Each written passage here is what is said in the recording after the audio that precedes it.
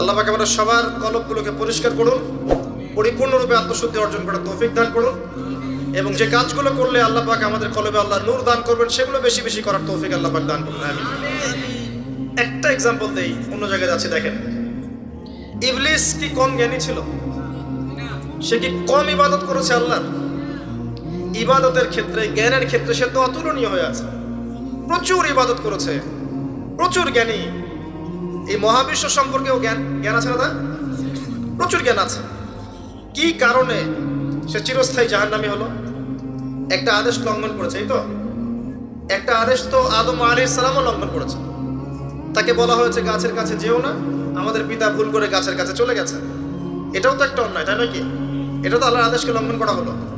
আদম আলাইহিস সালাম তওবা করে ফিরে এসেছেন, বলেছেন রব্বানা যালামনা আনফুসানা ওয়া ইল্লাম তাগফির লানা ওয়া তারহামনা লানাকুনান্না মিনাল খাসিরিন। এটা আদম সন্তানের স্বভাব, ভুল করবে তওবা করে ফিরে আসবে। কিন্তু ইবলিস সে তওবা করে ফিরে আসেনি, বরং আবা ওয়াস্তাকবারা, সে অবাধ্য হয়েছে, অহংকার করেছে। খালাকতানি মিন নার ওয়া খালাকতাহু মিন তিন। এই যে অন্যকে ছোট করা, তুচ্ছ করা, আল্লাহর আদেশকে অস্বীকার করা, অহংকার করা, এই অহংকারের কারণে তার সমস্ত ইলম এবং আমল সব ধ্বংস হয়ে গেছে। তো এখন যদি আমরা অনেক ইলম আমল করি, মনে অহংকার থাকে, আত্মশুদ্ধি অর্জন হবে? আত্মশুদ্ধি সবচেয়ে ইম্পর্টেন্ট জিনিস। আমি একটা বই সাজেস্ট করছি, বইটা আমি পড়ছি, কিন্তু আমার পড়ার পরে আমার আসলে পিপাসা মেটেনি এখনো। এই টপিকের আরো বেশ কিছু বই আমি সংগ্রহ করার চেষ্টা করছি।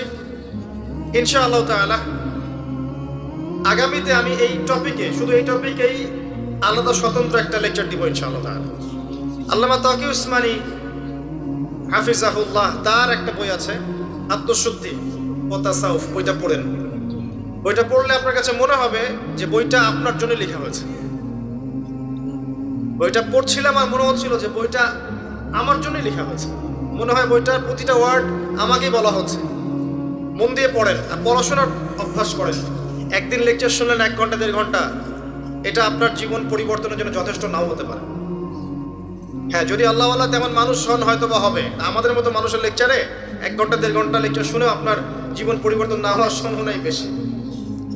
কথা তাসির হয় তখনই যখন বক্তার মধ্যে ইখলাস থাকে, দ্বীনের প্রতি মহব্বত থাকে, আল্লাহর দ্বীন আল্লাহর জমিনে প্রতিষ্ঠার মানসিক চেষ্টা থাকে, মনের দরদ থাকে। জোবা দিল সে নিকলতি হ্যায় দিল পে আসর করতে, একটা কথা আছে না? যে কথাগুলো দিল থেকে বের হয় সেগুলো মানুষের দিলের মধ্যে কি হয়?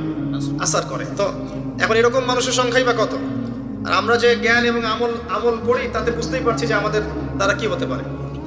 তারপরেও আলহামদুলিল্লাহ কিছু মানুষের উপকার হচ্ছে, এটাই আলহামদুলিল্লাহ। তবে আমরা যথেষ্ট নই।